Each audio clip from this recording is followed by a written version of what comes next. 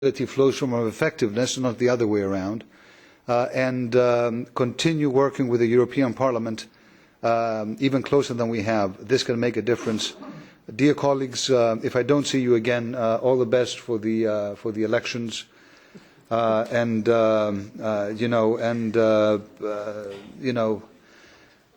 hope that even unofficially we will continue in the next months discussing my mandate and my work and your work. Thank you.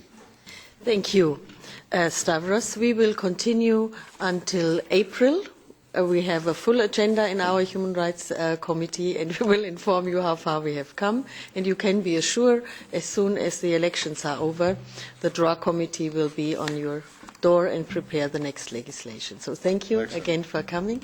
And I now ask the experts on West Papua to come up, and we start with the hearing on human rights in West Papua.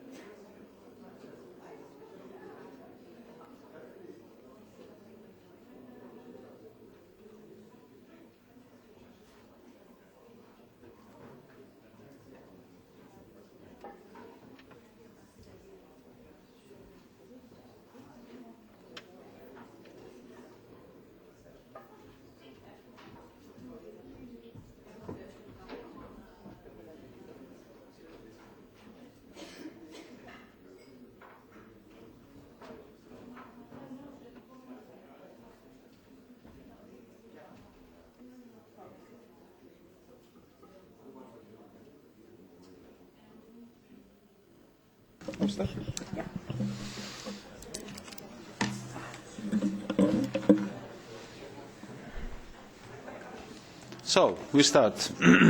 I will continue in Polish language, and you are ready to translation. Rozpoczynamy. So we are going to start our next point, which is a hearing concerning the human rights situation in West Papua in Indonesia. I would like to welcome all of you, all the present. We have a strong representation here at the table. Our guests, our experts who are going to present the results of the studies, the experience, which is very often difficult experience. Indonesia and the European Union are important partners. In 2009 an agreement, a cooperation agreement was signed, the so-called BCA agreement. It was the first agreement of this kind between the European Union and an ASEAN member. From 2010, the European Union has a regular dialogue with Indonesia concerning human rights, and the last meeting, dialogue meeting, took place on 15th of November last year in Brussels. Our previous guest, Commissioner Lambrinidis, visited Jakarta in May 2013. Papua is the western part of the New Guinea island from 1969. It has been recognized internationally as the part of the Republic of Indonesia. In 2001, it has received a special status, autonomous status within the Republic of Indonesia, but in the opinion of many observers, this autonomous status was not enough to respond to the main political needs and economic needs which are expressed by the local population of West Papua. Those major problems cover many challenges. It is the distribution of income, which is generated from exploitation of natural resources, which are this province is rich in copper and gold, but also the exploitation of forest. There is oil and gas. Another problem or important element of this discussion is the discussion on autonomy or independence, or marginalization, sidelining of the ethnic Papua's population.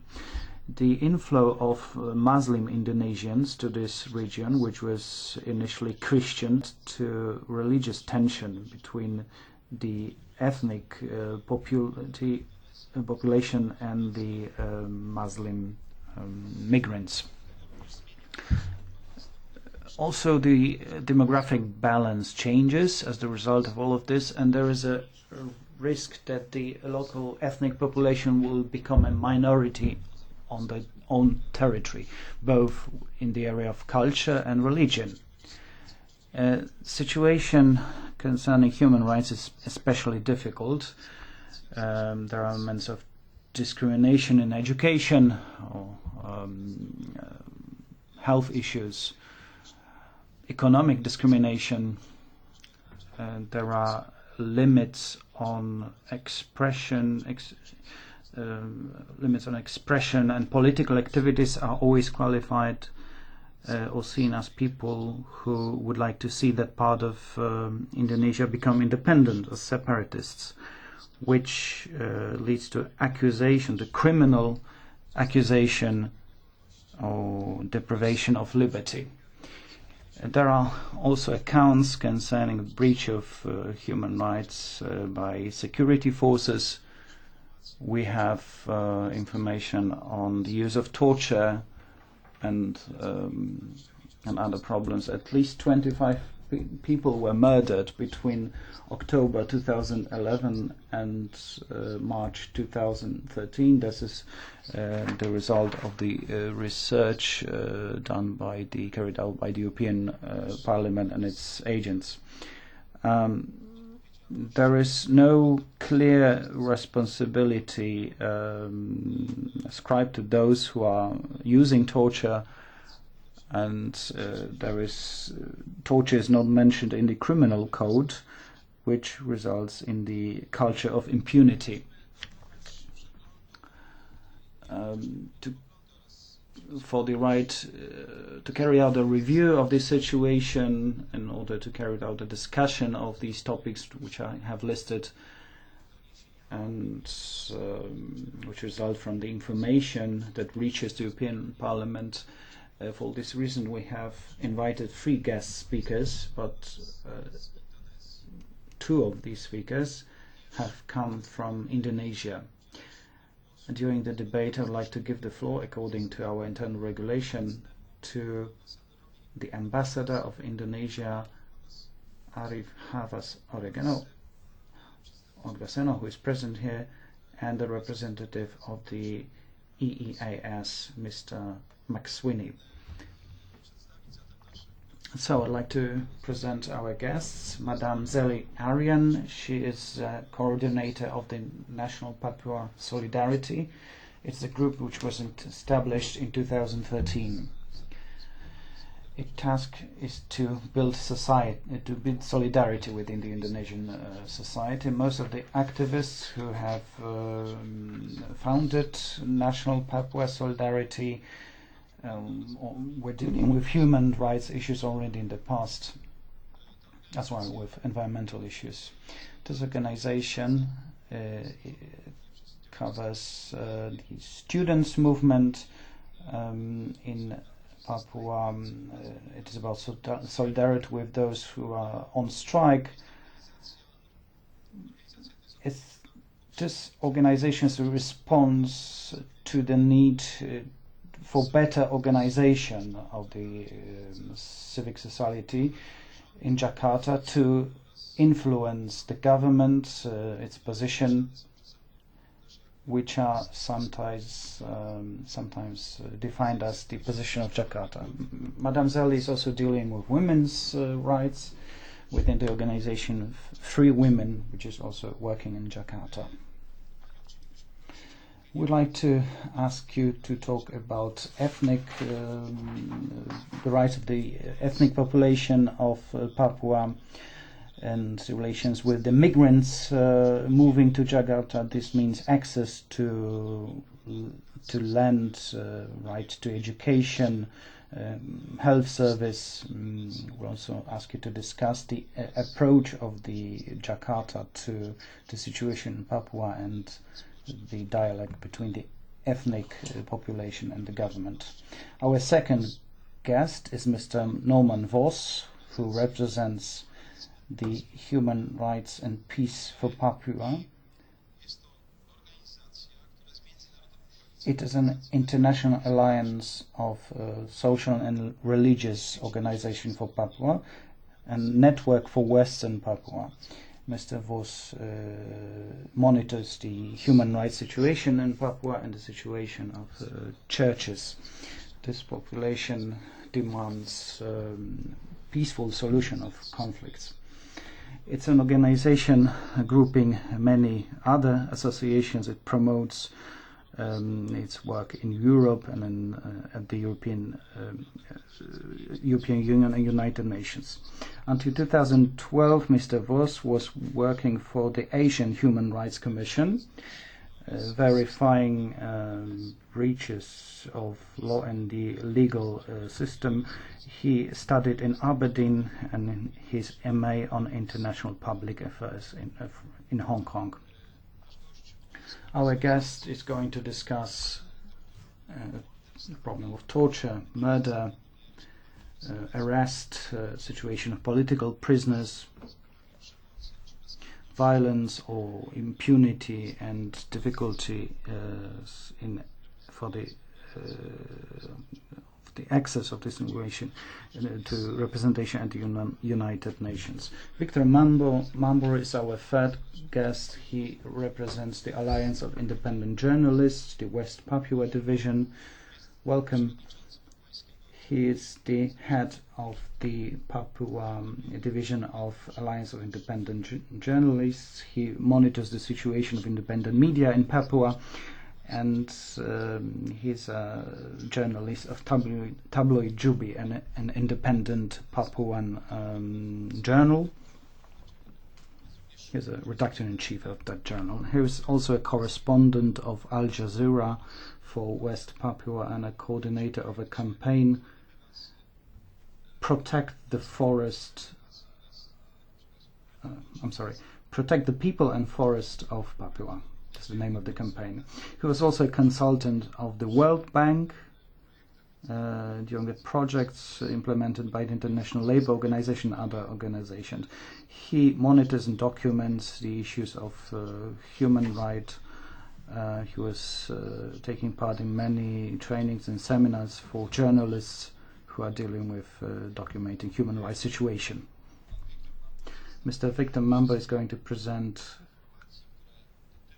information concerning the situation of journalists in Papua, and he's also going to discuss the problem of murders of journalists and relations between the Papua journalists and the central government. that includes the limitation of access to foreign journalists.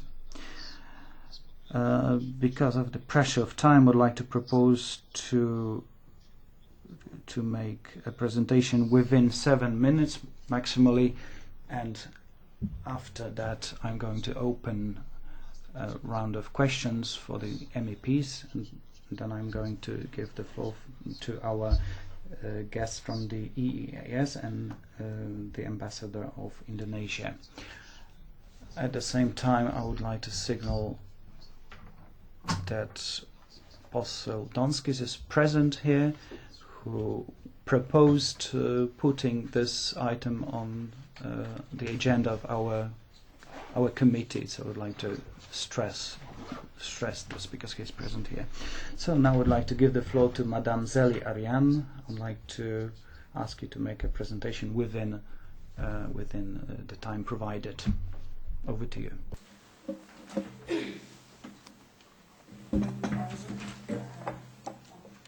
Okay. Yeah, thank you very much, and good day for everyone, and especially Indonesian ambassador to Uni Eropa. I speak on behalf of Indonesian civil society living outside Papua, who are very disappointed for Indonesian government approach to Papua.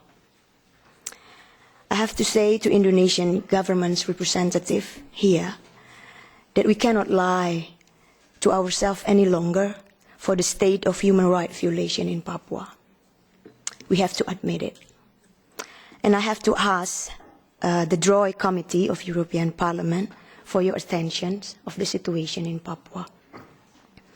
Democratization in Indonesia is praised by the world, but we should know that after 15 years of Indonesian reform, there is no fundamental change on approach by the government to deal with the Papuan issues, especially on civil and political rights.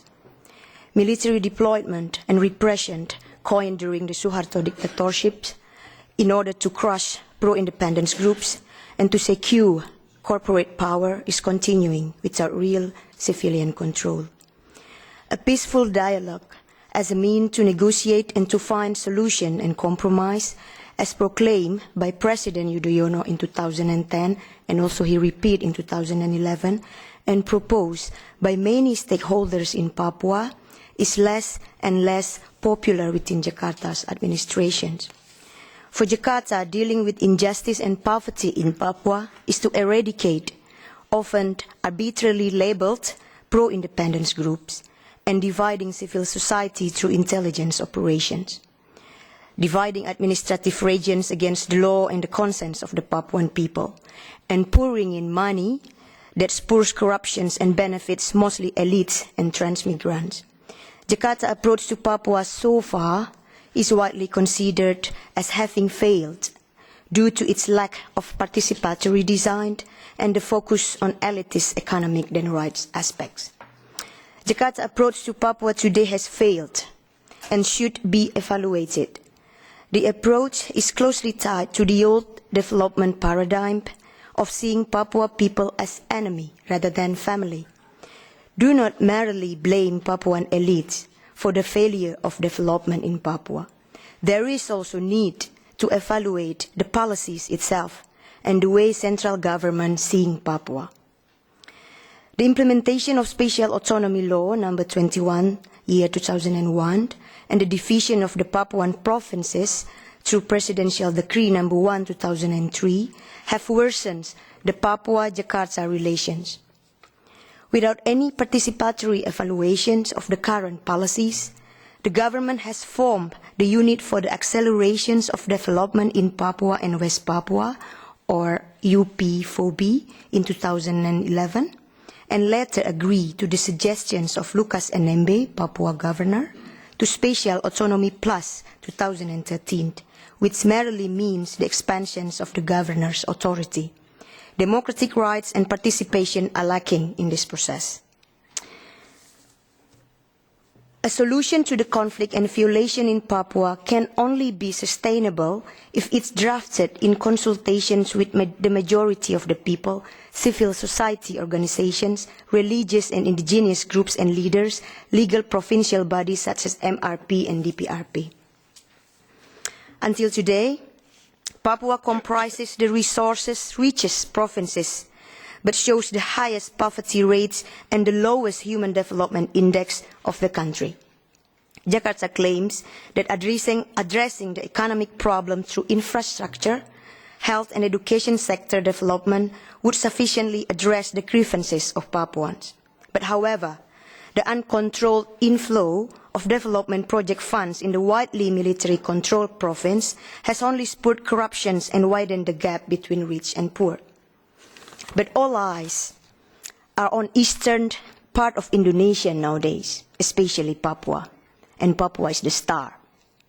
More investment are expected to go there through the latest economic investment scheme, the Master Plan for Acceleration and Expansions of Indonesian Economic Development, or MP3EI. The European Union is Indonesia's fourth largest trading partner after Japan, China and Singapore, and as the second largest investor in Indonesian economy, is likely one of them, maybe.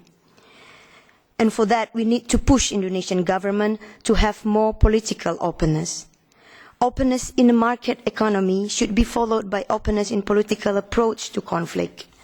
Dialogue is very much still irrelevant, since it's never started. EU support and pressure for dialogue is important, and in the meantime, military deployment should be evaluated and monitored. Special UN rapporteur should be able to pay visit. Human rights defenders and journalists should be protected. Political prisoners should be freed, and ones who got very sick and mentally ill are priority. And the right to assemble and organize protest actions should be guaranteed, like in other parts of Indonesia. Jakarta is in a position of no or low interest to the proposed Jakarta-Papua dialogue for, I think, two reasons. The framework of NKRI, or Indonesian unity, not being negotiable, and an increasing climate hostile to human rights highlighted by the absence of fair investigation and trial to any human rights violation cases. I think Munir, the famous human rights violation cases, is the best examples of this backward approach. Wamena and Wasio human rights violations are other two examples of investigated cases of gross human rights violation by National Human Rights Commission in Indonesia, but is in a deadlock with the Attorney General. These are indicators to see the possible change of approach by the central government to Papua. Even though President Yudhoyono has in the past promised his support for a dialogue, these statements have so far not substantiated to a process that Papuans see progressing. A growing international concern for the situation in Papua was voiced at the Universal Periodic Report, or UPR, in 2012, and from the Pacific nations to the Melanesian Spearhead Groups, or MSG. It is therefore important to continue encouraging the central government side to honor its commitments and to show a visible progress in resolving the conflict peacefully in light of the upcoming national election between April and August 2014. An end to human rights violations are the precondition to a peaceful and sustainable land of the conflict and in Papua that continue to cause the suffering of the civilians. Thank you very much. Thank you very much, Madam. Next speaker, Ms. Norman Voss, Human Rights and Peace for Papua organization. Thank you. West Papua is a place marked by fear, violence, military presence, isolation, and a high level of social disparity. The exploitation of natural resources, usually without the free, prior and informed consent of local communities, and the ongoing influx of non-Papuan settlers result in a marginalization of indigenous Papuans, who now make up less than 50% of the population. A high deployment of military personnel and special police forces in this civil conflict frequently results in extrajudicial killings, torture and arbitrary arrests. Independence activists are being targeted. Last month, the Asian Human Rights Commission reported about the death of West Papuan independence activist Danny Kogoya in Vanimo, Papua New Guinea on December 15. In 2012, he had fled to the neighboring country, like many other political activists, fearing arrest, torture, or being killed in Indonesia. In Papua New Guinea, Danny received medical treatment for his right leg, which had been amputated without his consent in Papua, Indonesia, 3 months earlier, after he had been shot by Indonesian security forces during his arrest on September 2, 2012.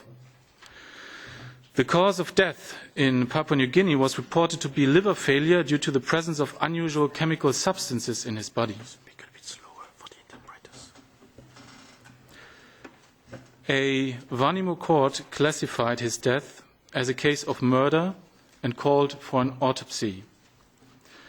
The autopsy was later prevented due to intervention by Indonesian state authorities, raising suspicions of their involvement in Danny Kogoya's death through poisoning. Between October 2011 and March last year, Papuan human rights organizations have documented more than 25 extrajudicial killings in Papua. Military raids in villages in remote areas lead to more frustration and resentment among Papuans. After 2 members of military battalion 756 had crashed with a motorcycle into a Papuan child in the highlands on June 6, 2012, people who witnessed the incident became angry, knowing that reliable accountability procedures against military personnel are non-existent. They attacked the soldiers, causing the death of one and serious injuries of the other one. In retaliation, 2 trucks of armed personnel of that battalion raided the village, killing Elinus Yoman and injuring many other villagers. The military burned 64 buildings, several vehicles, and killed pigs. Military forces injured 12 civilians who had to be admitted to the public hospital in Wamena for medical treatment. Torture by police is frequently reported. On Thursday, September 26, 2013, Nahor Stefanos Yalak was arbitrarily arrested by police officers and taken to the police station in Waina, Papua province, where 2 officers and 2 members of the military tortured Nahor for 1 hour, including stepping with heavy boots on different parts of his body and whipping the victim with a cable. He was then transferred to the police district office Abepura, where he was detained and from where he was released the following day. As a result of this torture, he was unable to chew due to the swellings, had bleedings and bruises, and was hardly able to walk. Indigenous Papuans are regularly arrested and detained for peaceful actions. For example, for raising the Papuan Morning Star flag or attending demonstrations and public events critical of the government or expressing independence aspirations. If convicted, they can face lengthy prison sentences, and police are also increasingly charging activists and demonstrators with possessions of weapons under an emergency law if they are found to possess a penknife or other tools of daily life in West Papua. In May 2013, the UN High Commissioner for Human Rights, Navi Pillay, issued an unprecedented statement condemning the ongoing suppression of freedom of expression in West Papua. At least 70 political prisoners were serving sentences in Papuan jails in December 2013. We call on this Parliament to urge the government of Indonesia to release all political prisoners. The Papuans Behind Bars project notes that political arrests in 2013 have more than doubled as compared to 2012. 29 persons were charged with conspiracy or incitement to commit treason in 2013, as compared to 2 persons in 2012. 112 political arrests were reported in November 2013. Indigenous Papuans have suffered for more than 50 years from violence by Indonesian security forces. For example, the Asian Human Rights Commission had published a report on the mass killings of thousands of Papuans during military operations against civilians in the Papuan highlands between 1977 and 1978. For this case, the Commission sees the criteria of genocide being fulfilled and calls for truth-building and accountability in respect of the victims and survivors.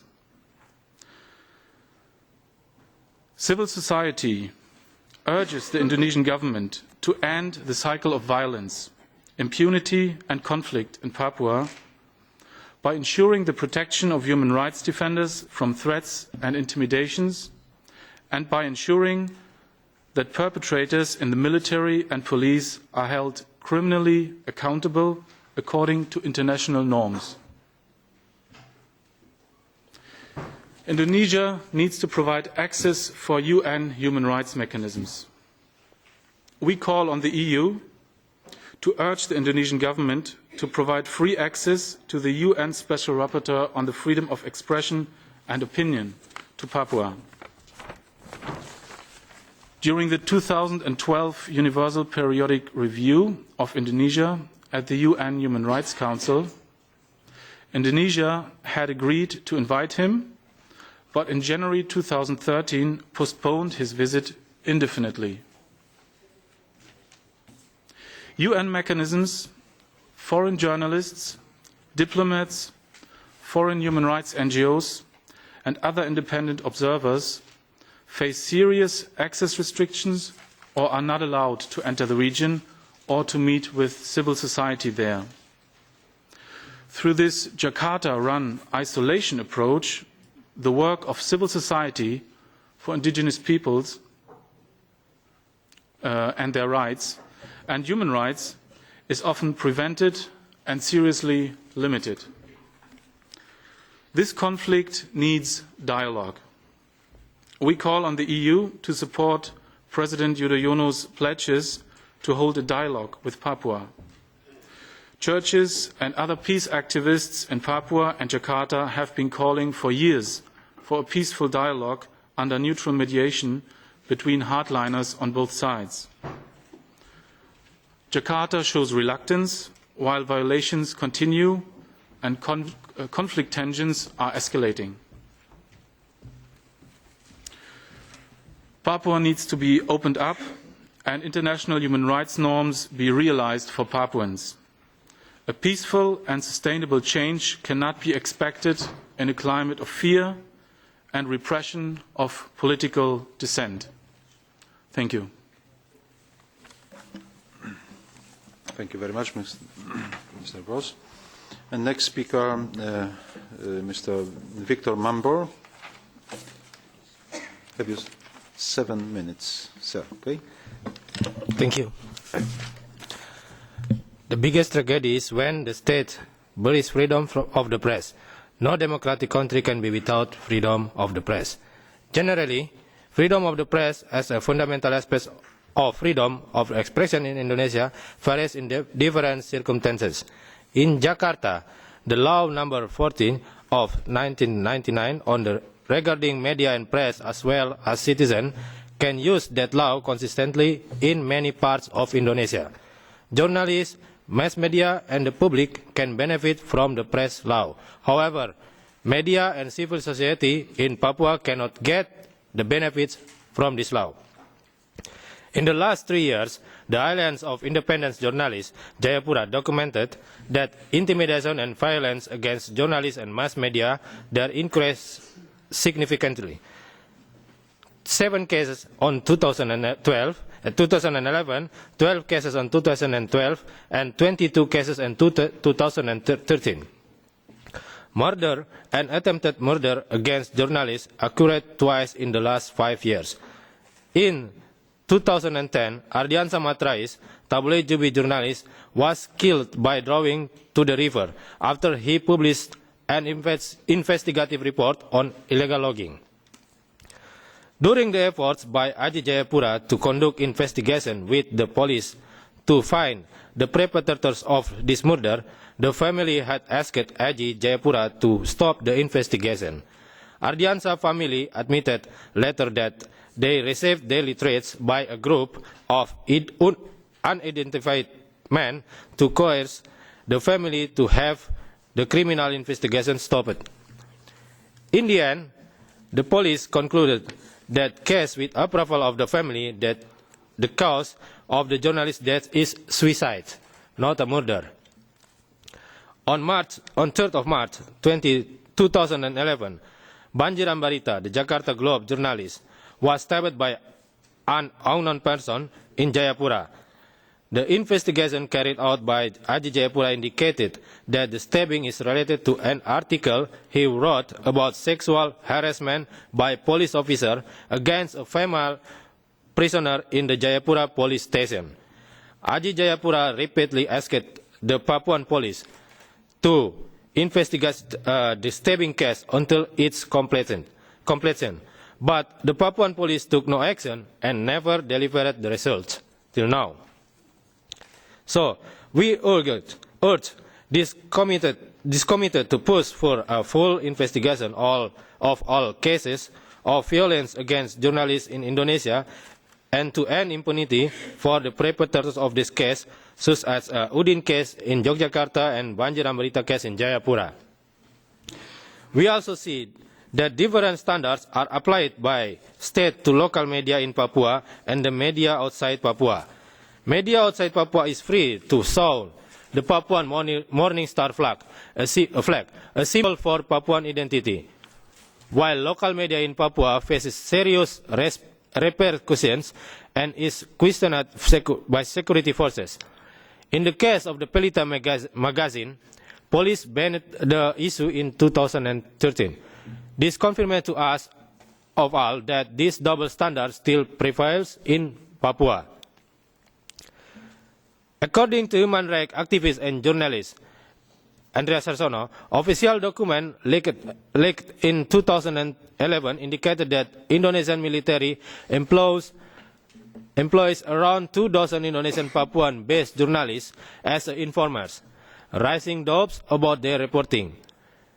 The military has also financed and trained journalists and bloggers. This field reporting related to Papua with distorting information through social media and bloggers. The governor of Papua had in September 2013 made a statement of invitation to foreign journalists and international organizations to enter Papua and alleged that there were no restrictions in place. The reality for access application looks different. While the provincial Papuan government does indeed not cause any access restrictions, and the raising of the issue by the governor is being appreciated, that authority to issue such access permits is not in local Papua hands, but in those of the national government through the clearinghouse procedure in Jakarta. The difficult application procedure for foreign journalists is an important issue that should be addressed here. For more than 25 years, foreign journalists have to apply to the Department of Foreign Affairs for travel permits, giving information about who they will interview, when and where. Their application is then considered as so-called clearinghouse meeting involving of 18 Indonesian government departments, including the intelligence body, police, and military. Most applications for serious reporting are rejected. Even diplomats accredited to Indonesia must seek permission from the Department of Foreign Affairs to visit the region. The clearinghouse process remains the only legal road to West Papua for journalists, foreign journalists, as confirmed by Fairfax Media with the Indonesian Department of Foreign Affairs. Journalists who travel without permission face being put on a blacklist, banning them from future visits to Indonesia. And correspondents living in Indonesia have to face the risk of having their immigration permit be revoked. AJI also reported that head of police of Papua province alleged in an interview with the national media that foreign journalists and researchers will be part of foreign intelligence activities, and this would be an effective disguise for intelligence operation. It gives a concerning picture about the authorities' perspective about the foreign journalists. AJI Jayapura also noted that intimidation and violence by police officers against journalists is increasing every year. Although higher-ranking police officers have a good understanding of the function and role of the press, lower-ranking police personnel doesn't have a sufficient understanding of the function and work of the press.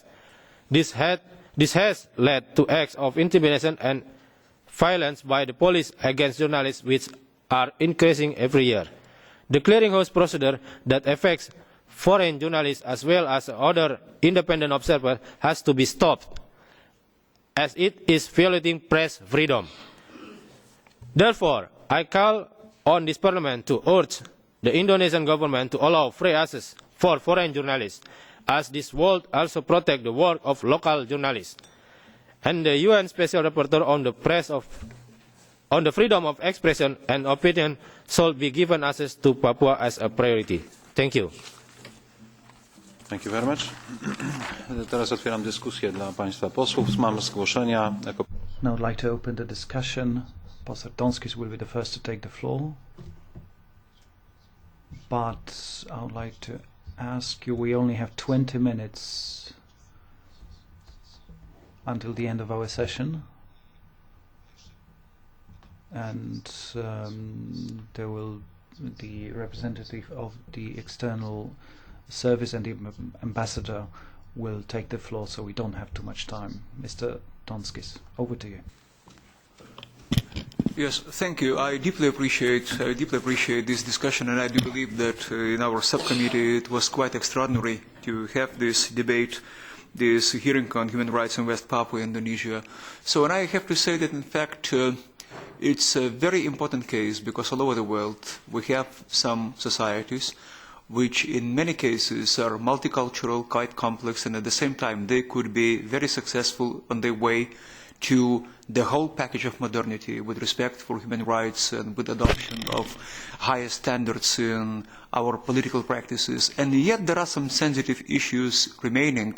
And I do believe that what's happening in Indonesia is something that could lead to a very important dialogue in terms of how to approach West Papua, how to approach, is it something that calls for serious debate about the problems related to separatism, or is it more about sensitivity, sensibility, respect for human rights, and avoiding double standards in treating every culture and every community and every society?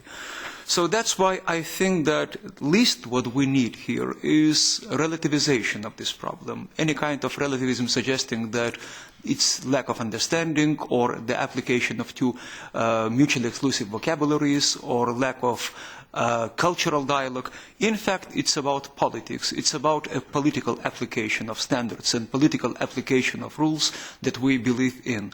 And least that I would like to have here, what I would like to avoid is any kind of replacement or any kind of confusion of terms, trying to come up with cultural debate or cultural reflections instead of political solution. So that's why I think that we're debating something deeply political here instead of something that could be relegated to the margins as cultural dialogue or something like that. So it's a deeply political problem, and I'm delighted that we started this debate, and I need that it comes as a very important addition to our package of human rights violations and human rights problems. Thank you. Madam Gomez. Yes, I would like to say, being the rapporteur of the report that the Foreign Affairs Committee adopted this week on adopting, given the consent to the PCA, Partnership and Cooperation Agreement between the EU and Indonesia, that we have there a very useful framework to address the kind of problems that this hearing is highlighting. I was struck by the statements, namely by the two Indonesian citizens who testified, Ms. Ariane and Mr. Mambor, because their testimonies are indeed a demonstration that how much things have dramatically changed in Indonesia. They are freely here speaking out. I was in Indonesia a couple of months ago collecting elements for my report, and I spoke with many activists of human rights in Indonesia who are doing fantastic work in bringing out all the problems like those that were evocated. And it's really quite a change, because I remember the first time I set my foot in Indonesia in 1999, nobody talked even about Papua. The word Papua was proscribed. People talked about Irian Jaya. It was the official name of Papua. There was, and now today everybody talks about Papua. It tells a lot how things have indeed progressed, how these important statements coming from Indonesia were present here openly. But of course it also shows that there is a lot to be done.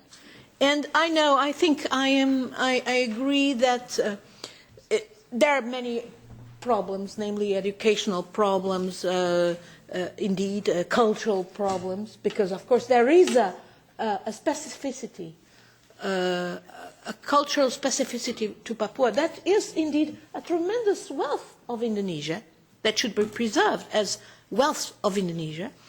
But I cannot ignore that, as it has said, that there is high military deployment control that is geared into securing corporate power in logging, illegal and legal, but as well in mining, that do not benefit the people of Papua as it should.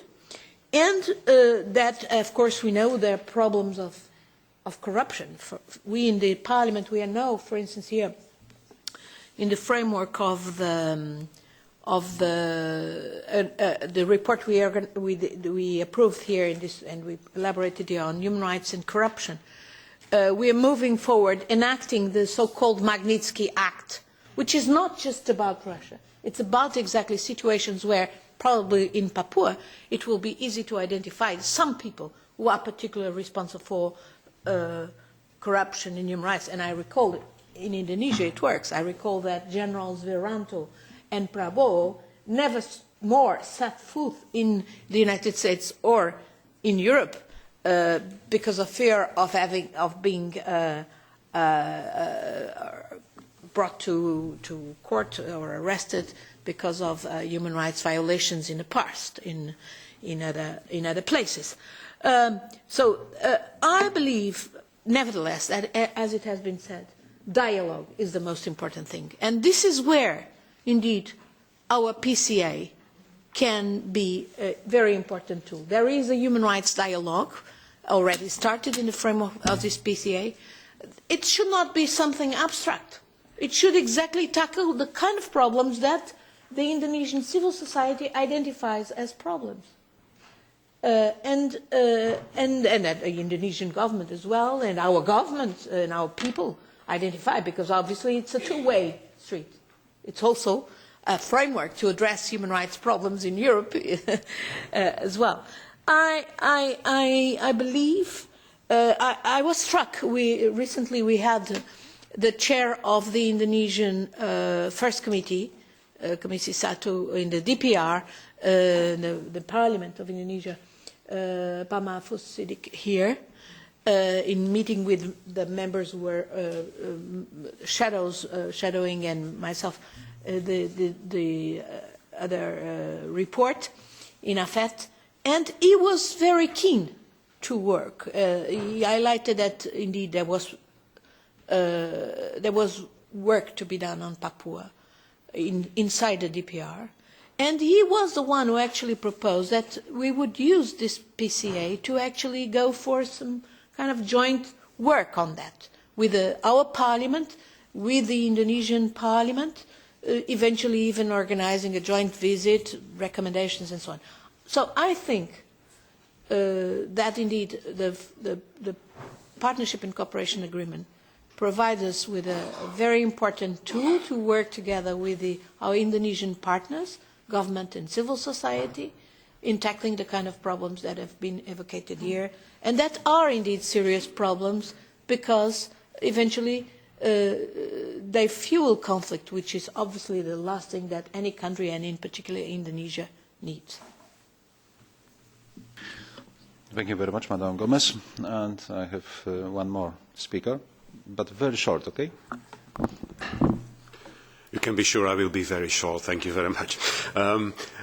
First of all, I want to thank all the speakers for their contribution to this hearing. If you don't mind, I have a few remarks and questions in my own language, which is Dutch, so if you don't mind. Ik ben zelf... I used to be a professional journalist myself.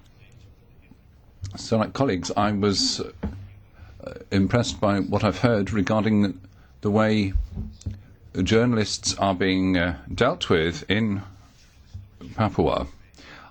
I've never been to your country when I was working as a professional journalist, but I had been to many other locations in the world, and I'm very well aware that having a free press is vital if you want a successful democracy. The persecution of journalists, such as is occurring in your country, always sends out the signal that there's something fundamentally wrong. There's something very basically wrong in terms of the implementation of human rights. I'm extremely concerned about this, and above all, I would like to hear from the authorities. We have the embassy represented here, what they have to tell us and what they envisage doing about this situation.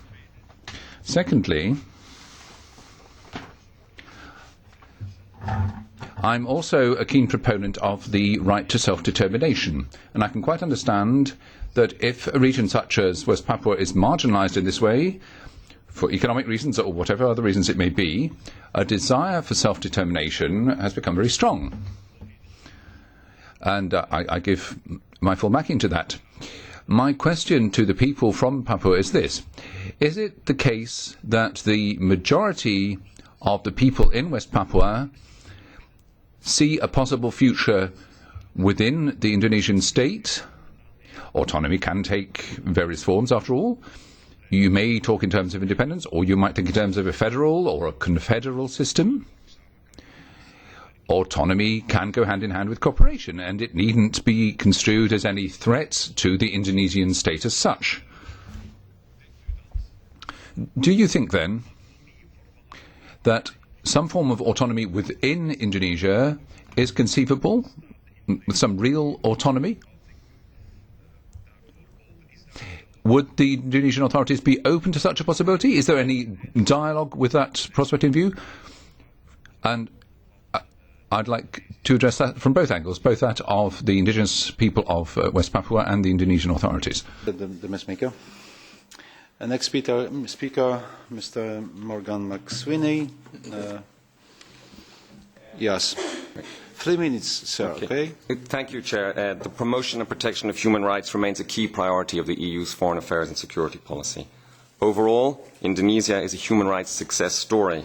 Decentralization and specific peace initiatives have helped reduce the problems of 15 years ago dramatically. Today, Indonesia is arguably the freest and most democratic country in Southeast Asia, with a powerful and active parliament and a vibrant and dynamic civil society. Its transition from dictatorship to democracy is hailed as a model for the region and even for the Arab world. There is much that Indonesia and the EU share, starting with a strong commitment to democratic values enshrined in the PCA. We appreciate Indonesia's strategic role in the region, its work on peace and stability in Myanmar and developing a code of conduct for the South China Sea, as well as its role in ASEAN. We also recognize Indonesia's efforts to promote democracy and human rights in the region and beyond through initiatives such as the Bali Democracy Forum. Turning now to the case of Papua, There is admittedly a lot to be done, as Ana Gomez has correctly pointed out. But let me say at the outset that we recognize firstly the sensitivity of Papua for Indonesia, and our basic position is quite clear. We respect the territorial integrity of Indonesia, and we regard the provinces of Papua and West Papua as being an integral part of Indonesia. On the number of specific human rights concerns that we've heard today, namely freedom of expression, treatment of prisoners, accountability for human rights violations, we in the EAS have equally raised them consistently through our annual human rights dialogue, 4 of which have been held to date. I would like to commend the Indonesian side for the manner in which it approaches the dialogue. The dialogue is an opportunity to raise respective questions of each other. As Ana Gomez very smartly put it, it's a two-way street. We've asked questions of each other, and we have done so repeatedly in the case of Papua. For example, we have equally heard reports of crackdown on demonstrations, as well as attacks, though, on Indonesian security officials by armed groups. In this regard, we should note that it is often difficult, if not impossible, to verify reports of human rights violations. And in this regard, we have strongly encouraged Indonesia to allow precisely for greater access for journalists and civil society organizations, precisely to avoid any misunderstandings. We also understand that the central government has promised to conduct inquiries into alleged abuses by the security forces. This is a constructive course of action. We equally understand that there are discussions between Jakarta and church leaders, the Indonesian Institute of Sciences, LIPI, and government representatives, which is also an encouraging sign and one that we support. Overall, the EU supports the Indonesian central government's efforts to boost development in Papua and West Papua, and we hope to see it enjoy the same level of peace, stability, and prosperity as the other parts of the country. In particular, the EU supports projects in health and education sector, as well as on climate change. Overall, the EU has been a major donor in Indonesia over the last 20 years and has provided support in various sectors, including in the areas of justice and governance. The range of areas of bilateral cooperation has included trade, development, and political cooperation. Finally, we believe that the Indonesian government is genuinely committed to addressing the problems in Papua and improving the economic well-being of the population, in spite of the political difficulties. And we very much hope that these efforts will bear fruit. Thank you, Chair. Next speaker, Mr. Ambassador Ogroseno. 3 minutes, Mr. Ambassador. Thank you, Mr. Chairman. Let me first of all thank EFAT that voted 2 days ago to recommend the framework agreement between Indonesia and PCA to be ratified by European Parliament. Currently, all 27 national parliaments of EU member states have ratified PCA. The ratification of PCA by European Parliament will surely take the relations between Indonesia and the EU into a new level of relationship based on principle of equality, shared values, and mutual benefit. The PCA also reaffirms the respect for sovereignty, territorial integrity, and national unity of Indonesia. This year will be particularly important for us because we are going to go into general parliamentary election in April and presidential elections in July. These are regular, direct, free, and fair elections. There will be around 186 million voters. This is a substantial increase since the last elections, and we hope that the level of participation remains the same, which is 70%. Mr. Chairman, last December 2013, the Indonesian Parliament debated on further decentralizations in Indonesia, and it has decided, among others, to put forward draft laws on 22 new regencies, including 7 new regencies in Papua. Since 1999 until today, there are 2 provinces, 40 regencies, and 2 mayoralties in Papua and West Papua. For over 3 decades before that, there were only 1 province, 9 regencies, and 1 mayoralty. When political reform started in 1999, upon having dialogue with 100 Papuan leaders, President Habibie put into motion the enlargement of Irian Jaya province, previously into 3 provinces. The plan was not materialized because of strong opposition. Then President Wahid changed the name of Irian Jaya province to Papua to recognize cultural identity. 2002, people of West Papua themselves proposed to President Megawati to restart the process of establishing the West Papuan province. It is important to underline that the establishment of those new provinces, new regencies and mayoralties are founded upon laws that were debated through democratic processes by Indonesian Parliament that is also democratically elected. As a matter of fact, Law on Special Autonomy 2001 was drafted by Papuan leaders and academics themselves. This decentralization is part of national process of strengthening autonomy and local government across the nations. Under those laws, the leadership of those new autonomous regional governments in Papua and West Papua has to be Papuans. The regional parliaments in Papua and West Papua also needs to be Papuans. Furthermore, the traditional cultural rights of Papuans are also recognized and given special place in the society. Within the current setup, 80% of revenue from forestry, fisheries and general mining stay in Papua. 70% of oil and gas revenue is also stay in Papua. Other provinces, they enjoy only 15% of oil revenue stay in their own region. Now, poverty remains high, true, around 25% by early 2013. However, the trend has been continuously declining as the World Bank recorded the poverty in Papua was 54% in 1999. This number represents national trend in Indonesia, where the poverty rate in 2000 of all Indonesia was 48%, and today is 11%. Now, Mr. Chairman, to say that nothing changes since the last 15 years is rather misleading. We, the government, believe that the dialogue, as you can see from all previous presidents since 1999, have established Papuan policy that move away from security approach to prosperity approach, facilitate Papuans to manage their own affairs through wide-ranging autonomy. Lastly, Mr. Chairman, we face multiple challenges of complex development matters, whereby we are doing those at the same time with separatist attacks. Now, this is where EU is balancing policy of addressing development issue and separatism at the same time.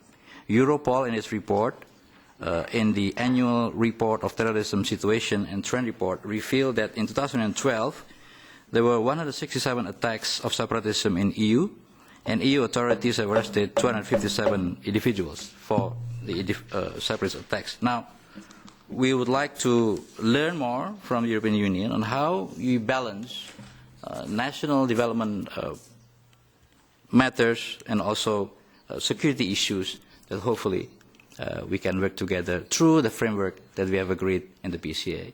Thank you very much, Mr. Chairman. Dziękuję bardzo, panie ambasadorze. Thank you very much, Ambassador. We do not have more time because the interpreters will have to finish their work quite soon, and I am obliged to give our guest the opportunity to respond.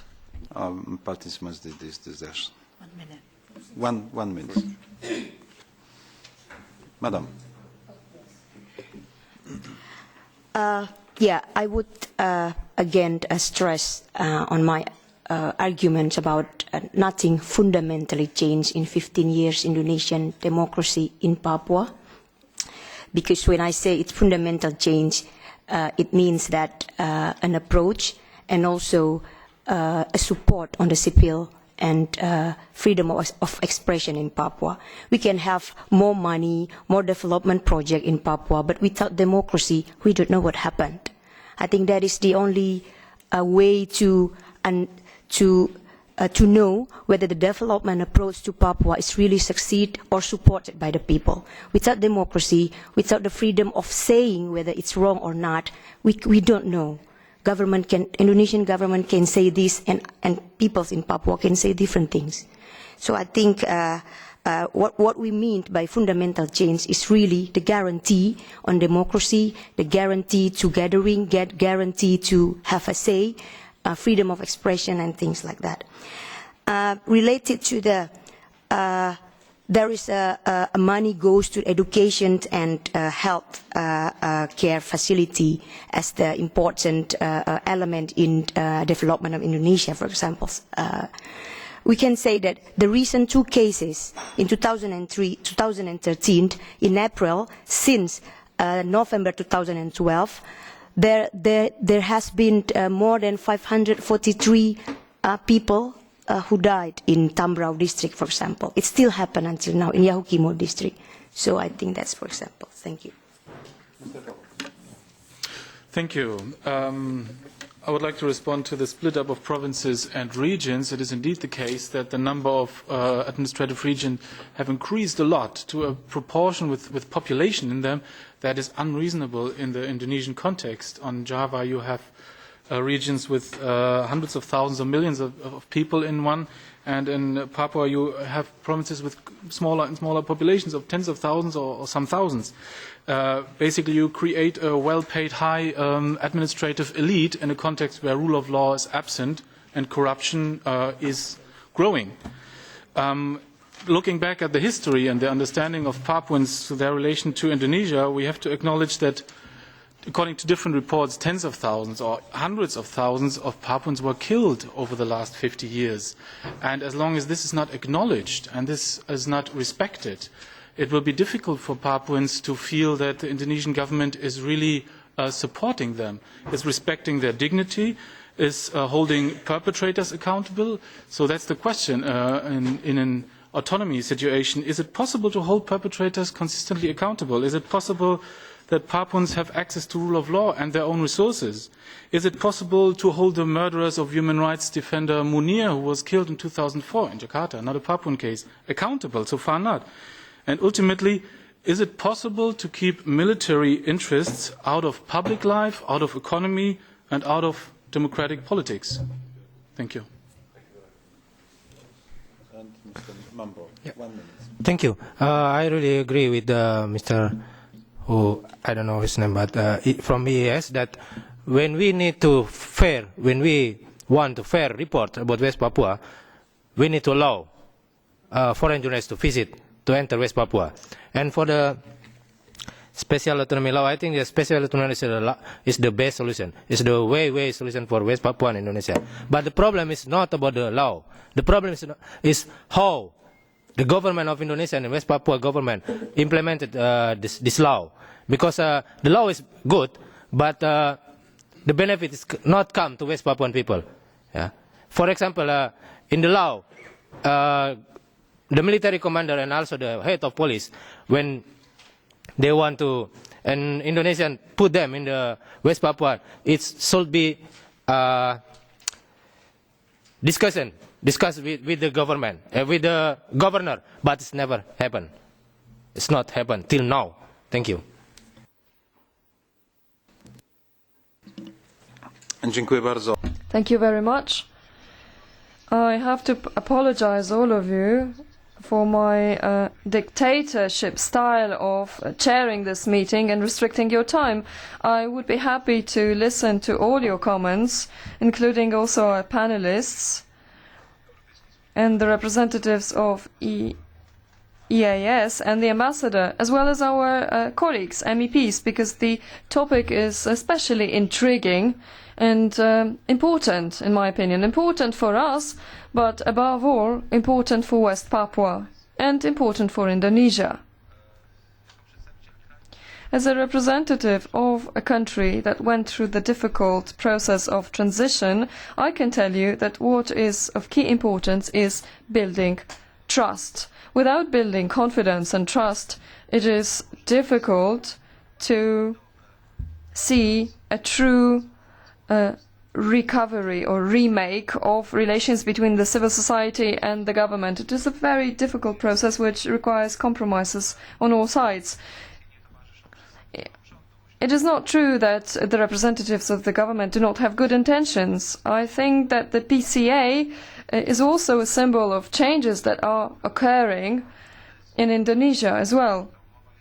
I think that that agreement is an example that testifies to that, but sometimes the soul-searching from the past is burdensome, and what people have in their minds and hearts is very often as important as the economic progress that we are observing.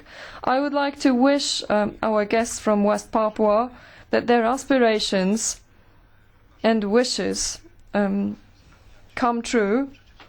And I'd like to wish also for Indonesia to be able to come to terms with that difficult process. I think this is our common wish on behalf of the subcommittee on human rights. It's definitely not our last discussion, however it will be difficult to continue during this term of office. I'd like to thank our guests, panelists, representatives of the Commission and EEAS, the Ambassador and interpreters. I'm sorry for prolonging your work a little bit. Thank you. 12 and 30 February. Thank you.